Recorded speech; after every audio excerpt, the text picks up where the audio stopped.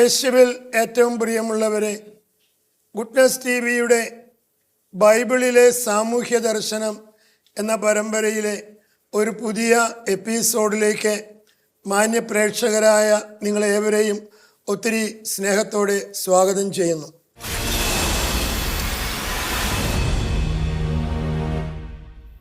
ഈ വിഷയത്തെക്കുറിച്ച് പഴയ നിയമഗ്രന്ഥങ്ങളെ ആസ്പദമാക്കി നമ്മൾ കഴിഞ്ഞ എപ്പിസോഡുകളിൽ ചർച്ച ആരംഭിച്ചു കഴിഞ്ഞു. ഇസ്രായേലിൽ നടമാടിയിരുന്ന പാവപ്പെട്ടവരെയും നിർധനരെയും ഒക്കെ ചൂഷണം ചെയ്യുന്ന ആ പ്രവണതകളെ അതിരൂക്ഷമായി വിമർശിച്ചുകൊണ്ട് പ്രവാചകന്മാർ വേദിയിൽ വരുന്നതായിട്ട് നമ്മൾ കാണുന്നുണ്ട്. നമ്മൾ ഏറ്റവും ഒടുവിലത്തെ എപ്പിസോഡിൽ സംസാരിച്ചത് സാമൂഹ്യ നീതിയുടെ പ്രവാചകന്മാരിൽ പ്രമുഖനായ ആമോസ് പ്രവാചകൻ്റെ ചില കാര്യങ്ങളാണ് സംസാരിച്ചത്. ആമോസ് പ്രവാചകൻ്റെ പുസ്തകം 2-ാം അധ്യായത്തിൽ 6-7 വാക്യങ്ങളിൽ അതിരൂക്ഷമായ രീതിയിൽ ഈ സമ്പന്ന വർഗത്തെ, പാവപ്പെട്ടവർ ചൂഷണം ചെയ്യുന്നവരെ നിശിതമായിട്ട് വിമർശിക്കുന്ന ഭാഗമുണ്ട്. നമ്മൾ തുടർന്ന് ആമോസിൻ്റെ പ്രവചനങ്ങളിലൂടെ വീണ്ടും കടന്നു പോവുകയാണ്. നമുക്ക് ഇന്ന് ഈ കാര്യങ്ങൾ കൂടുതൽ ചർച്ച ചെയ്യുവാനായി നമ്മുടെ കൂടെയുള്ള സ്നേഹബഹുമാനപ്പെട്ട ഫിലിപ്പ് തയ്യലച്ചനെ നിങ്ങളുടെ ഏവരുടെയും പേരിൽ ഒത്തിരി സ്നേഹത്തോടെ സ്വാഗതം ചെയ്യുന്നു.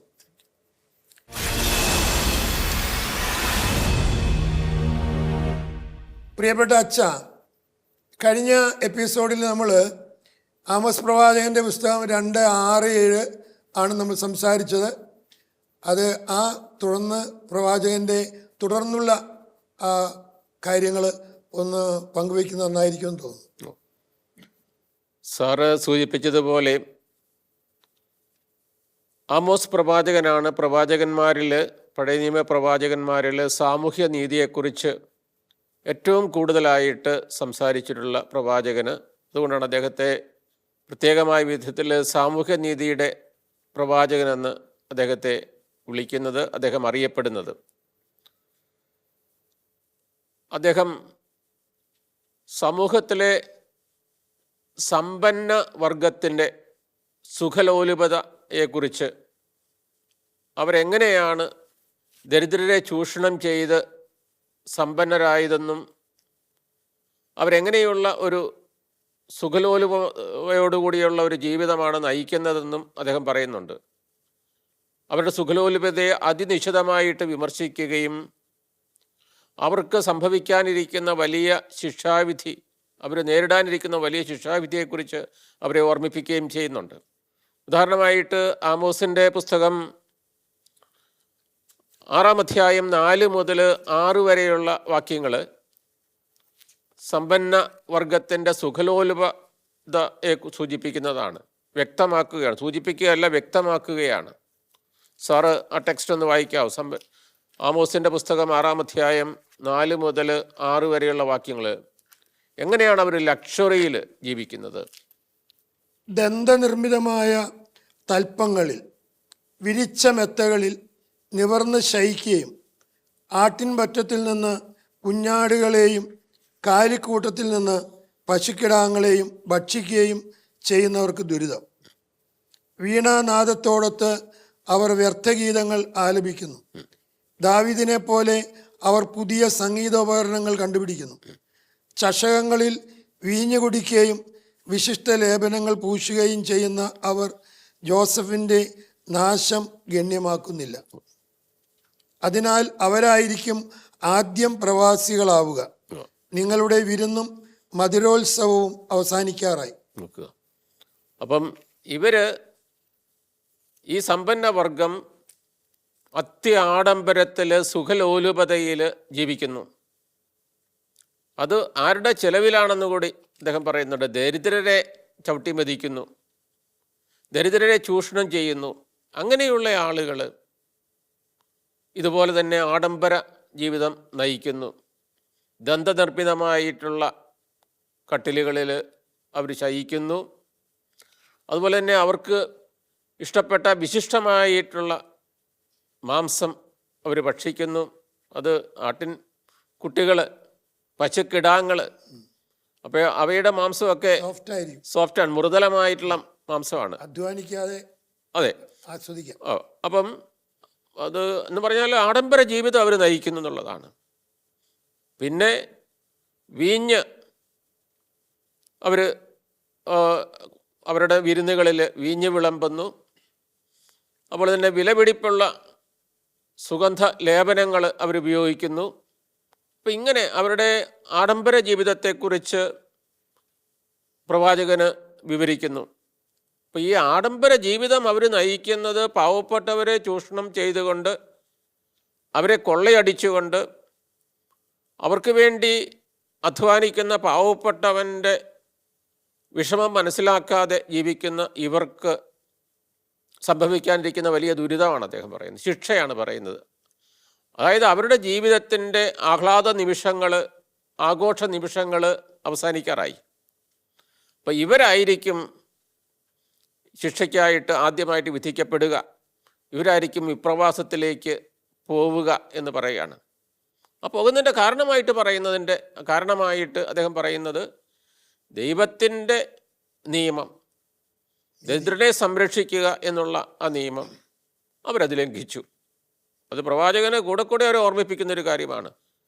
അപ്പോൾ ഈ ദൈവനീതി, മനുഷ്യരിൽ നിന്നും ആവശ്യപ്പെടുന്ന ഈ കരുണ, സ്നേഹം, നീതിയുടെ നിർവഹണം അവർ നടത്താത്തതിൻ്റെ പേരിൽ അവർ ശിക്ഷയ്ക്ക് വിധേയമാകുമെന്നുള്ള ഒരു കാര്യം, ഒരു മുന്നറിയിപ്പ്, താക്കീത് കൊടുക്കുകയാണ്. ഇതൊക്കെ ഇന്നും പ്രസക്തമാണ്. തീർച്ചയായിട്ടും നമ്മുടെ ചുറ്റുപാട് നോക്കിയാൽ ഇതൊക്കെ കാണാം. അപ്പോൾ ഇത് ഈ ദരിദ്രരെ ചൂഷണം ചെയ്തുകൊണ്ടാണ് ഇവർ സമ്പന്നരാകുന്ന ഒരു വലിയ പ്രക്രിയയാണ്. അത് മറ്റു പ്രവാചകന്മാരും ഇതേക്കുറിച്ചൊക്കെ പറയുന്നുണ്ടെന്നുള്ളതാണ്. ഇതുപോലെ തന്നെ അവരുടെ ഈ ആഡംബര ജീവിതത്തെക്കുറിച്ച് പറയുന്ന 3-ാം അധ്യായം 15-ാമത്തെ വാക്യമുണ്ട്. അവർ എങ്ങനെയുള്ള ഭവനങ്ങളിലാണ് അവർ വസിക്കുന്നത് എന്നുള്ളതാണ്. അതും സൂചിപ്പിക്കുകയാണ്. അവർക്ക് ഗ്രീഷ്മ ഭവനങ്ങളും ഹേമന്ത ഭവനങ്ങളും ഉണ്ട്, അല്ലേ? 3:15 വായിക്കാവോ? അവൻ്റെ ഹേമന്ത വസതികളും ഗ്രീഷ്മ ഭവനങ്ങളും ഞാൻ നശിപ്പിക്കും. അപ്പോൾ അതെ, ദന്തനിർമ്മിതമായ ഭവനങ്ങൾ തകർന്നു പോകും, മഹാസൗധങ്ങൾ നാമാവശേഷമാകും. നോക്കുക, അപ്പോൾ അവർ വസിക്കുന്നത് ഗ്രീഷ്മ ഭവനങ്ങളിലും ഹേമന്ത ഭവനങ്ങളിലുമാണ്. സീസൺ അനുസരിച്ചാണ്. ഇപ്പം വേനൽക്കാലത്ത് കൊടും ചൂടിനെ പ്രതിരോധിക്കത്തക്ക വിധത്തിലുള്ള വീടുകളും, മഞ്ഞുകാലത്ത് ഈ തണുപ്പിനെ പ്രതിരോധിക്കത്തക്ക വിധത്തിലുള്ള വീടുകളും അവർക്കുണ്ട് ഉള്ളതാണ്. കാലം അതിൻ്റെ കാലഭേദം അനുസരിച്ച് മാറി താമസിക്കാനായിട്ടുള്ള വീടുകളുണ്ട്. അപ്പോൾ അത് നശിപ്പിക്കും എന്നുള്ളതാണ്. അപ്പോൾ ഇവരുടെ കൊട്ടാരങ്ങൾ തകർക്കും എന്നുള്ളതാണ്. അതിൻ്റെ കാരണം എന്താണെന്ന് വെച്ച് കഴിഞ്ഞാൽ, ഈ കാരണം ദരിദ്രരെ അവർ അവഗണിക്കുന്നു ആണ്, അവർക്കുള്ള ശിക്ഷാവിധിയെക്കുറിച്ചാണ്. അപ്പം ദന്തനിർമ്മിതമായിട്ടുള്ള കെട്ടിടങ്ങൾ, ഭവനങ്ങൾ, ഗ്രീഷ്മ ഭവനങ്ങൾ, ഹേമന്ത ഭവനങ്ങൾ, ഇതെല്ലാം ഇവർക്കുണ്ട്. പക്ഷേ അവരുടെ ഈ സുഖപ്രദമായിട്ടുള്ള ജീവിതത്തിന് കർത്താവ് അറുതി വരുത്തും എന്നുള്ളൊരു കാര്യമാണ് പറയുന്നത്. അച്ഛനെന്ത് പറയുമ്പോൾ നമ്മുടെ സമൂഹത്തിൽ ഇതുപോലെ കൊട്ടാരങ്ങൾ പണിത്, കോടികൾ മുടക്കുന്ന കൊട്ടാരങ്ങൾ പണിത്, അതും ഒരുപാട് ആൾ ചെയ്യുന്ന ക്രിസ്ത്യാനികളാണ്, അവർ സംശയമില്ല. മറ്റ് മതക്കാരെക്കാൾ കൂടുതൽ ക്രിസ്ത്യാനികളായ ആളുകളാണ് ഈ വലിയ കൊട്ടാരങ്ങൾ, കോടികൾ മുടക്കുന്ന കൊട്ടാരങ്ങൾ. ഈ വീട് കൊട്ടാരങ്ങളായി മാത്രമല്ല, അതിനുള്ള ചുറ്റുമതിൽ ലക്ഷങ്ങൾ ചെലവഴിക്കുന്ന കണ്ടിട്ടുണ്ട്. അതിന് കാണിക്കുന്ന ആഡംബരങ്ങളാണ് ഈ മതിലുമ. അപ്പോൾ ഇതൊക്കെ പലപ്പോഴും സത്യത്തിലൂടെ നീതിയിലുണ്ടാക്കണ പണമായിരിക്കണമെന്നില്ല. അപ്പം അത് സത്യത്തിലൂടെ നീതിയിലൂടെ ഉണ്ടാക്കുന്ന പണമാണെങ്കിൽ പോലും ജീവിതത്തിനൊരു ലാളിത്യം എന്ന് പറയുന്നൊരു സംഗതിയുണ്ട്. നമ്മൾ ക്രൈസ്തവർ എല്ലാ ദിവസവും തന്നെ പലതവണ പ്രാർത്ഥിക്കുന്ന സ്വർഗസ്വനായ പിതാവേ എന്നുള്ള പ്രാർത്ഥന, അന്നു വേണ്ട ആഹാരം ഇന്ന് ഞങ്ങൾക്ക് തരണമേ എന്ന് നമ്മൾ പ്രാർത്ഥിക്കുമ്പോൾ, അതും നമ്മൾ സമൂഹത്തിൽ ദേവാലയത്തിൽ ഒരുമിച്ച് വിടുന്ന് പ്രാർത്ഥിക്കുമ്പോൾ സമ്പന്നൻ്റെ തൊട്ടടുത്ത് നിൽക്കുന്നത് ഒരു ദരിദ്രനായിരിക്കാം. 3 നേരത്തെ ആഹാരത്തിന് വകയില്ലാത്ത ഒരു പാവപ്പെട്ട മനുഷ്യൻ, അതുപോലെ തന്നെ കുടുംബത്തിൻ്റെ കാര്യങ്ങൾ നോക്കാൻ സാധിക്കാത്തക്ക വിധത്തിൽ അനുദിന കാര്യങ്ങളും വളരെ കഷ്ടിച്ച് മുന്നോട്ട് പോകുന്ന ഒരു മനുഷ്യനായിരിക്കാം. അപ്പോൾ അവൻ്റെ മുമ്പിൽ നിന്നുകൊണ്ടാണ് അന്നു വേണ്ട ആഹാരം ഇന്ന് ഞങ്ങൾക്ക് തരണമേ എന്ന് പ്രാർത്ഥിക്കുന്നൊരു കാര്യമാണ്.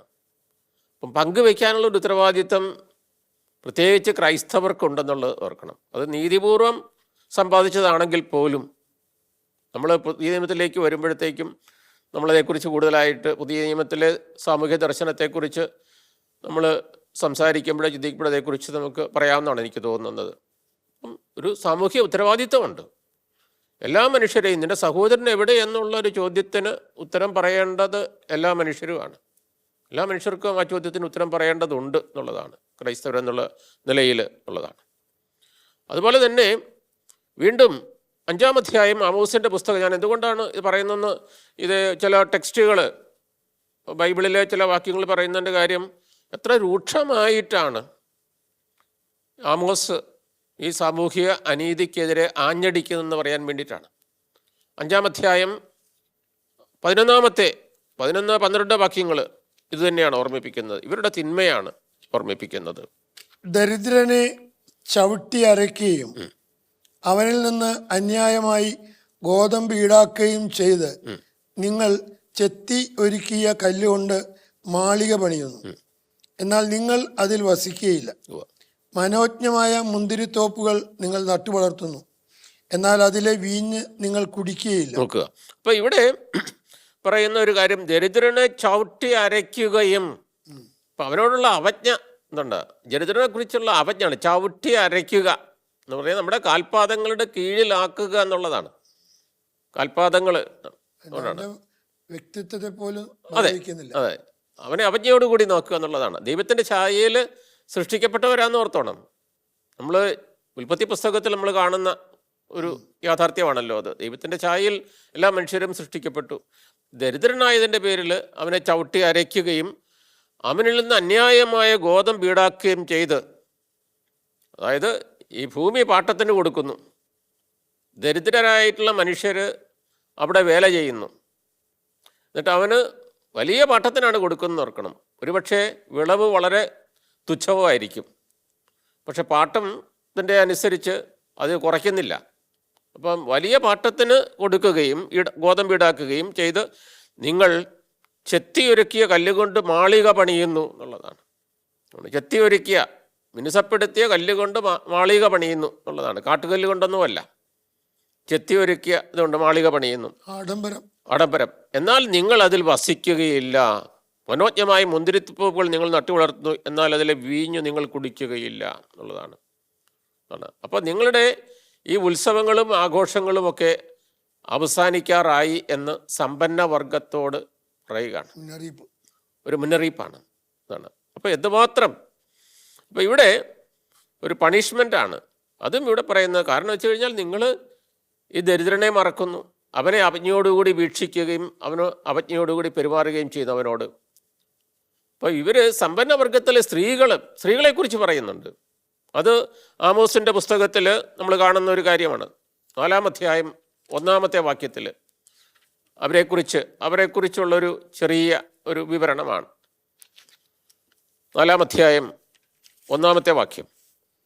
ദരിദ്രരെ പീഡിപ്പിക്കുകയും അവശരെ ചവിട്ടി അരയ്ക്കുകയും ഞങ്ങൾക്ക് കുടിക്കാൻ കൊണ്ടുവരിക എന്ന് ഭർത്താക്കന്മാരോട് പറയുകയും ചെയ്യുന്ന സമരിയ മലയിലെ ബാഷാൻ പശുക്കളെ ശ്രവിക്കുവിൻ. 1-ാമത്തെ വാക്യത്തിലാണ് ദരിദ്രരെ പീഡിപ്പിക്കുക. അതായത് ഈ പാവപ്പെട്ടവനെ പീഡിപ്പിക്കുകയും അനീതി ചെയ്യുകയും ചെയ്യുന്നതിൽ അവരുടെ ഭർത്താക്കന്മാർക്ക് പിന്നിലല്ല സ്ത്രീകളും ഉള്ളതാണ്.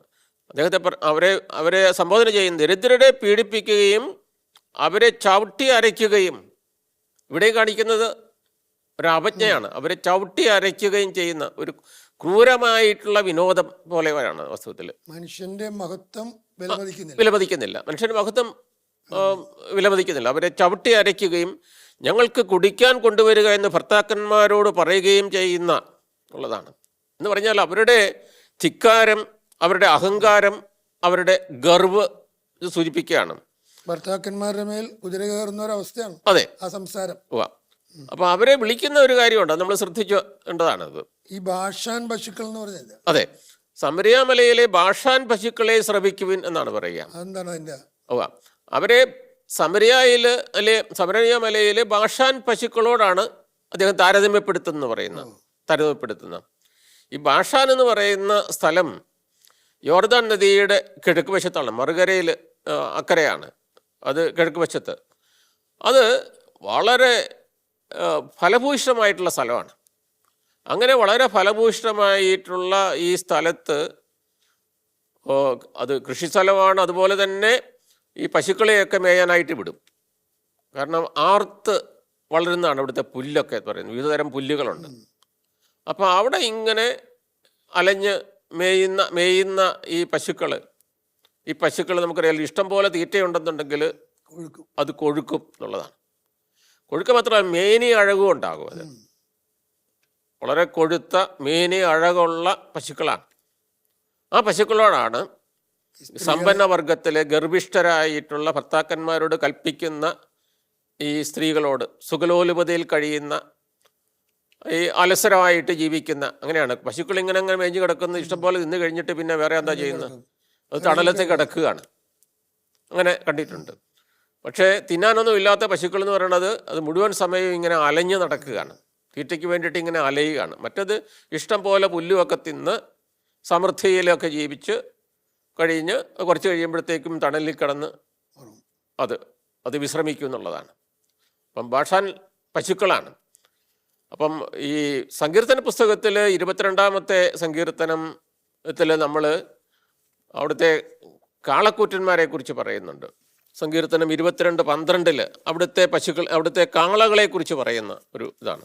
കാളക്കൂറ്റന്മാർ എന്നെ വളഞ്ഞിരിക്കുന്നു, ബാഷാൻ കാളക്കൂറ്റന്മാർ എന്നെ ചുറ്റിയിരിക്കുന്നു. ബാഷാൻ കാളക്കൂറ്റന്മാർ, ബാഷാനിലെ കാളകളെ കുറിച്ചാണ് പറയുന്നത്. അത് കൂറ്റന്മാരാണ്, കൊഴുത്ത. കാരണം ഇത്രയേ ഉള്ളൂ, കൊഴുത്ത് മതിച്ച് ജീവിക്കുന്ന ആളുകളെ കുറിച്ചാണ്.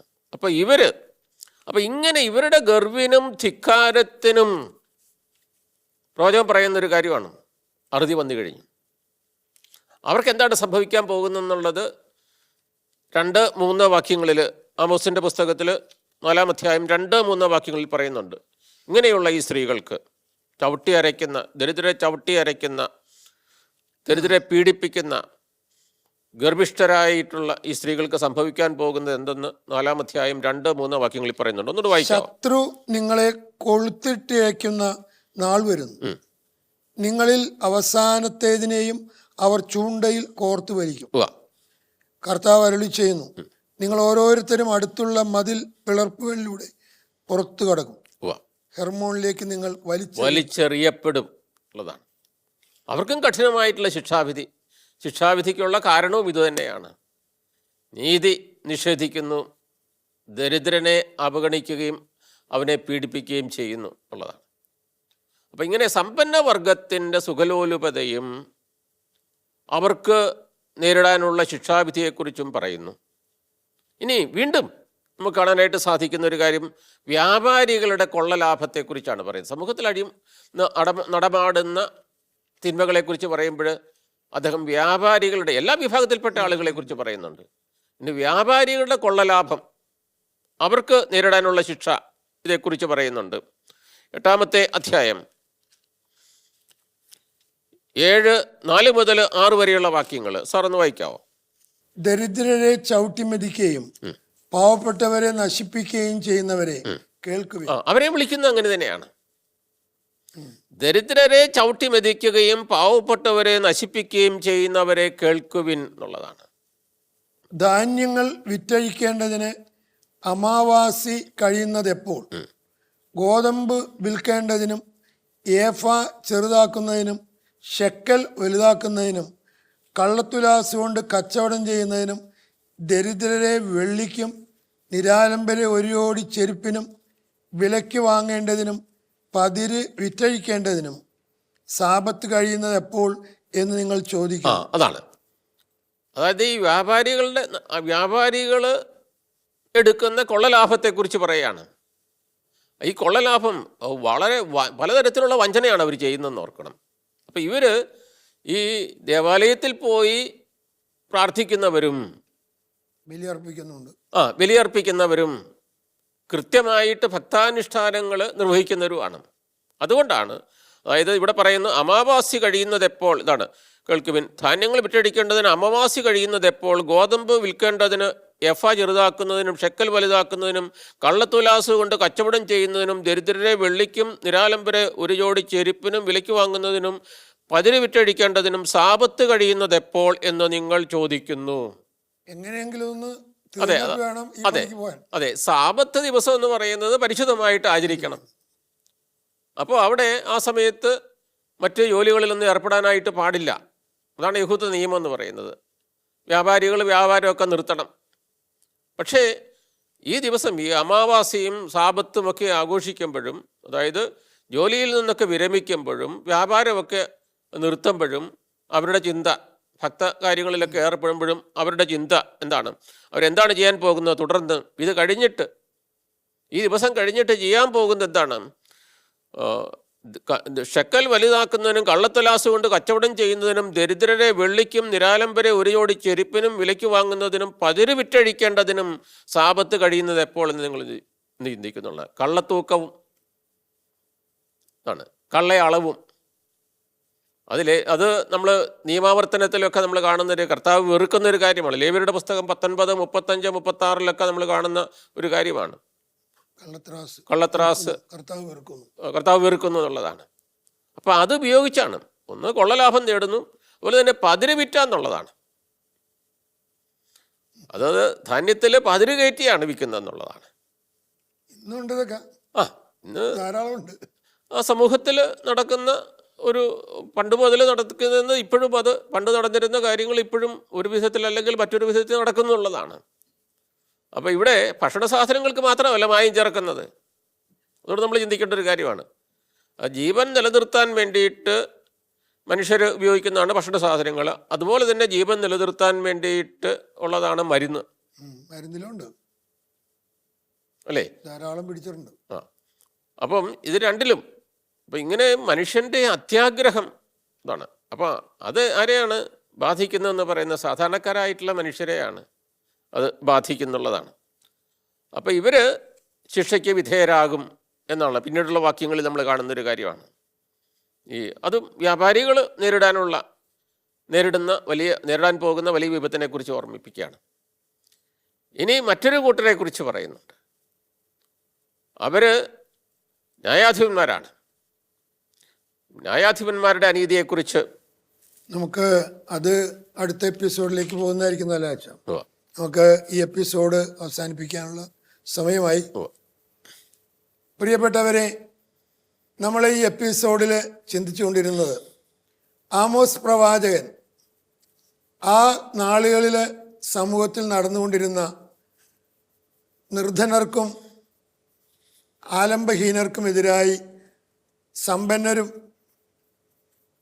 മറ്റുള്ളവരുമൊക്കെ ചെയ്തിരുന്ന അനീതികളെക്കുറിച്ച് രൂക്ഷമായ ഭാഷയിൽ സംസാരിക്കുകയായിരുന്നു. ഭാഷാൻ പശുക്കളെ എന്നുള്ള രീതിയിലുള്ള കടുത്ത പ്രയോഗങ്ങൾ പോലും ആമോസ് പ്രവാചകൻ ഉച്ചരിക്കുന്നതായിട്ട് നമ്മൾ കാണുന്നു. നമ്മൾ ഈ വിഷയം ആമോസ് പ്രവാചകൻ്റെ ചിന്തകൾ തീർന്നില്ല. നമ്മൾ തുടർന്ന് അടുത്ത എപ്പിസോഡിൽ അത് തുടരുകയാണ്. ഇത്രയും സമയം ഈ കാര്യങ്ങൾ നമ്മളുമായിട്ട് പങ്കുവെച്ച സ്നേഹബഹുമാനപ്പെട്ട ഫിലിപ്പ് തയ്യലച്ചനെ നിങ്ങളുടെ ഏവരുടെയും പേരിൽ ഒത്തിരി സ്നേഹത്തോടെ നന്ദി പറയുന്നു. നിങ്ങളുടെ വിലയേറിയ അഭിപ്രായങ്ങളും സംശയങ്ങളും ഞങ്ങൾക്ക് എഴുതുക. കത്തുകൾ അയക്കേണ്ട വിലാസം: ദ പ്രൊഡ്യൂസർ, ബൈബിളിലെ സാമൂഹ്യ ദർശനം, goodness TV, divine vision complex, Muringoor PO, Chalakudy 680309. മറ്റൊരു എപ്പിസോഡിൽ നമ്മൾ വീണ്ടും കണ്ടുമുട്ടാമെന്ന പ്രതീക്ഷയോടെ നന്ദി, നമസ്കാരം.